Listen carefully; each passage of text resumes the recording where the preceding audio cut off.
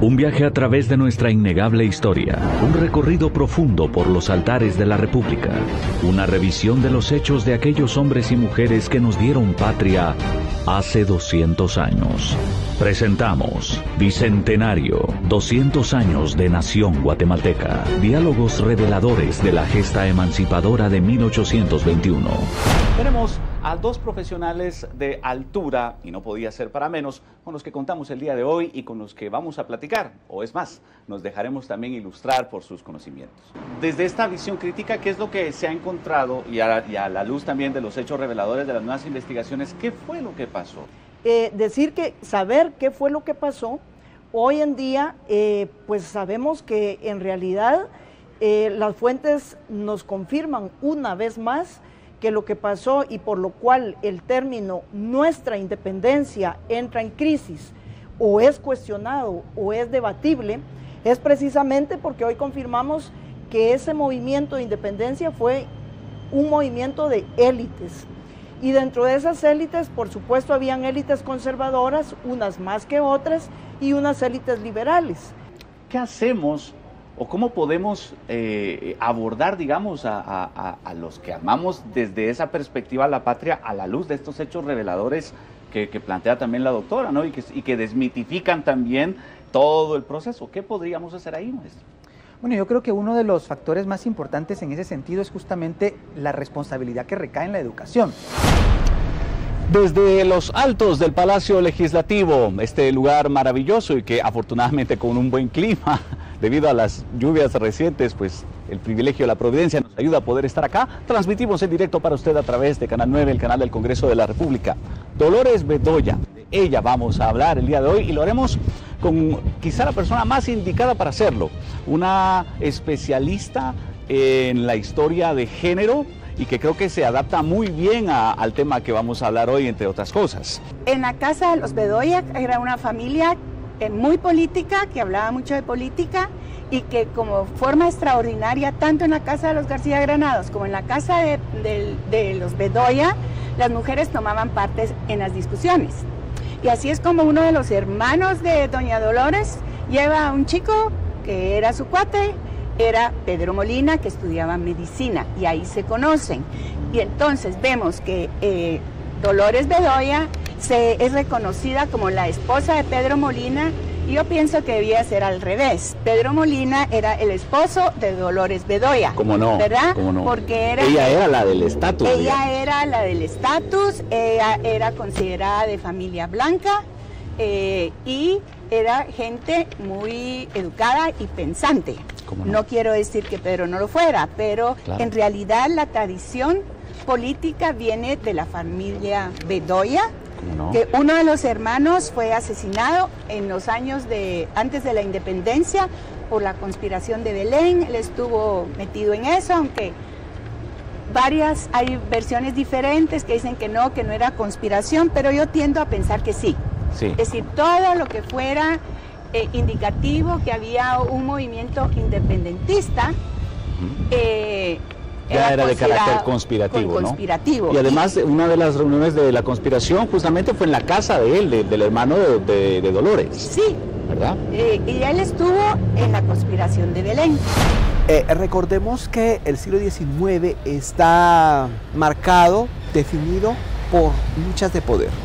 Los conservadores, que son familias de élite, exportadores, no quieren dejar el poder porque su contraparte, que son los liberales, no ofrecen la estabilidad política que ellos necesitan. ¿Qué necesita un exportador? Bajos impuestos de ingreso y de egreso, ¿verdad? Importaciones sin muchos impuestos, exportaciones sin muchos impuestos. ¿Qué es lo que necesitan los liberales? Los liberales no son de la élite económica, son de una élite social, son descendientes de españoles, pero no son millonarios, pero quieren serlo. ¿Qué necesita una persona que no es millonaria para serlo, ¿verdad? Ayuda del gobierno. Entonces ellos quieren proteccionismo estatal, altos impuestos de importación, bajos impuestos de exportación y sobre todo mano de obra muy económica. porque si ellos tienen que pagar altos salarios, jamás van a ser millonarios. Entonces, los liberales quieren acceder al poder y cuando llegan al poder hacen cosas que perjudican a los conservadores. Entonces, esa lucha de poder, los liberales no se conforman con ganar o perder elecciones. Ellos quieren controlar, que su voluntad se imponga como ley, porque es lo que a ellos los favorece. Y como no lo logran, usan las armas. Recordemos, las guerras civiles las empiezan los liberales, no los conservadores. Las empiezan los liberales y los conservadores, ¿qué hacen? Pues oponer armas, porque si usted me ataca, yo me tengo que defender. ¿Quién sale beneficiado? Los vendedores de armas británicos.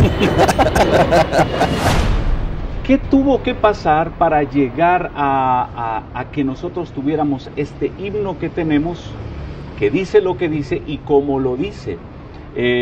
¿Y por qué no toca, por ejemplo, se nos ocurre ahora algunos temas que tal vez mucha gente plantea, algunos temas incluso como autóctonos, digamos, o algunos símbolos como por ejemplo no tiene música de marimba, por decirlo así, no habla por ejemplo de los campos, de la ciudad, que son, digamos, algunos símbolos que se han manejado como parte de nuestra identidad? No sé si me estoy dando a entender.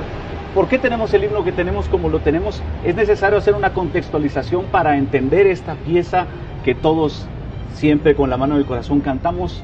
¿Qué tenemos que pensar respecto a este símbolo, a este canto patrio que le llamamos, profesor?